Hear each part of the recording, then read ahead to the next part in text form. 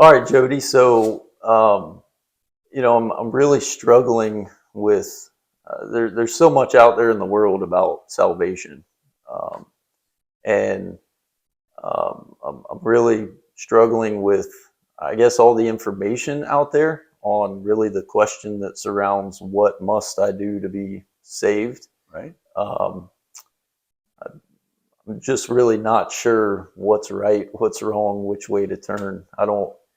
You have any insight on that question?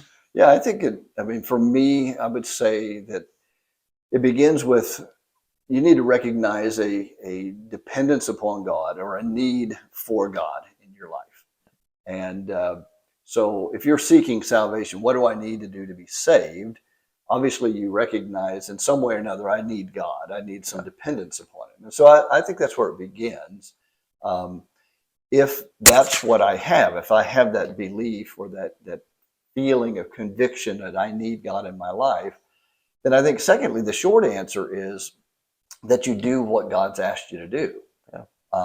And that really is the answer in that. How we go about finding that, that's a great question of what I'd like to do, really, is to sit down with you at another time where we could talk more about it rather than just a quick answer. But I think it really comes down to recognize your need for God and then do what God says, follow through on what God tells you to do. Yeah. Well, I'd love to do that. I have felt that conviction and that need for God. It just um, sometimes gets so cluttered up. Right, You know what I mean? right. Like there's so much. Um, I guess so many people saying so many different things at times. So what's a good So time we could meet? See, we could sit down yeah, together.